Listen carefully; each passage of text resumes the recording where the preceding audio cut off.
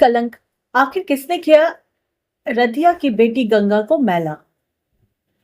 अपनी बेटी गंगा की लाश के पास रधिया पत्थर से बुत बनी बैठी थी। लोग आते बैठते और चले जाते, कोई दिलासा दे रहा था तो कोई उलाहना दे रहा था कि पहले ही उसके चाल चलन पर नजर रखी होती तो यह दिन ना देखना पड़ता। लोगों के यहाँ चारों बर्तन करने वाली रधिया चाहती थी कि गंगा पढ़े लिखे ताकि उसे अपनी माँ की तरह नरक सी जिंदगी ना जीनी पड़े।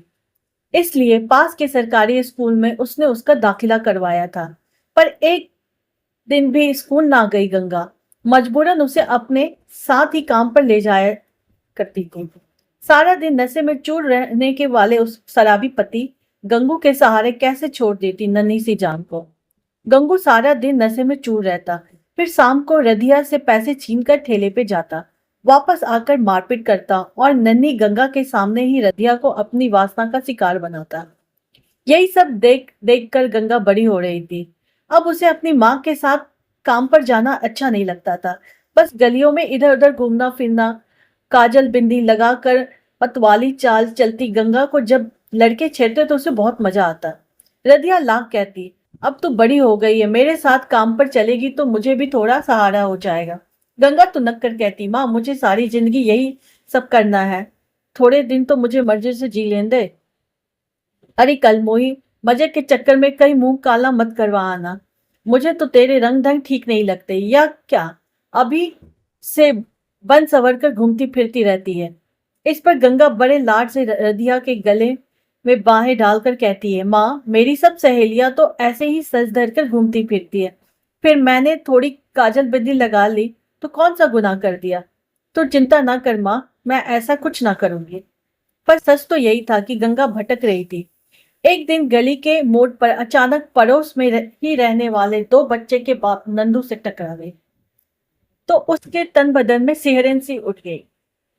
इसके बाद तो वह जानबूझकर उसी रास्ते में गुजरती और नंदू से टकराने की पूरी कोशिश करती। नंदू भी उसकी नजरों के तीर से खुद को ना बचा सका और यह भूल बैठा कि उसकी पत्नी और दो बच्चे भी है। अब तो दोनों छिप छिप कर मिलते और उन्होंने सारी सीमाएं तोड़ दी थी। पर इस और मुझ कब छिपाए छिपते हैं। एक दिन नंदू की पत्नी जमुना के कानों तक यह बात पहुंच गई तो उसने रधिया की खोली के सामने खड़े होकर गंगा को खूब खरी खोटी सुनाई। अरे गंगा, बाहर निकल। अरे कलमुही, तूने तो मेरी गृहस्थी क्यों उजाड़ी? इतना ही आग लगी थी तो चकला खोल कर बैठ जाती, जरा मेरे बच्चों के बारे में तो सोचा होता। नाम गंगा और काम देखो करमजली के। 3 दिन के बाद गंगा और नंदू बदनामी के डर से कहीं भाग गए। रोटी पीटती जमुना रोज गंगा को कोसती और बददुआएं देती रहती। तकरीबन 2 महीने तक तो नंदू और गंगा इधर उधर भटकते रहे। फिर एक दिन मंदिर में दोनों ने फेरे लिए और नंदू ने जमुना से कह दिया कि अब गंगा भी उसकी पत्नी है और अगर उसे पति का साथ चाहिए तो उसे गंगा को भी अपनी सौतन के रूप में अपनाना ही होगा।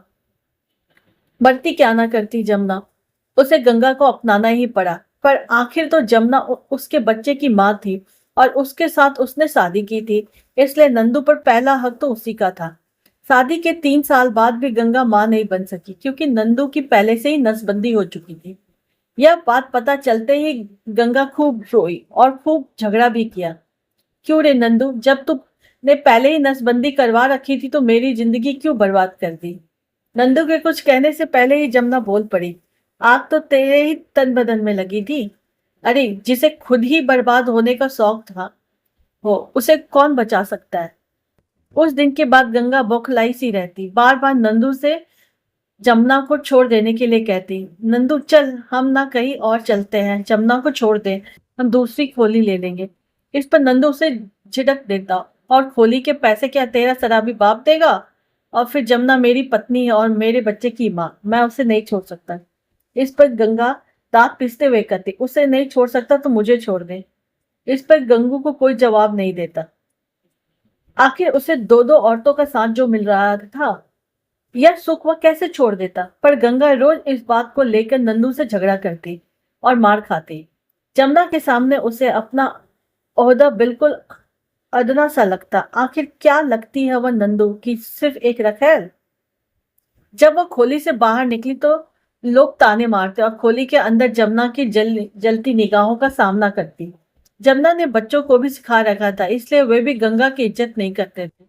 बस्ती के सारे मर्द उसे गंदी नजर से देखते थे। माँ बाप ने भी उसे से सभी संबंध खत्म कर दिए थे। ऐसे में गंगा का जीना दुर्भर हो गया और वह आखिर एक दिन उस रेल की पटरी के आगे छलांग लगा दी और राधिका की बेटी गंगा मैली होने के कलंक से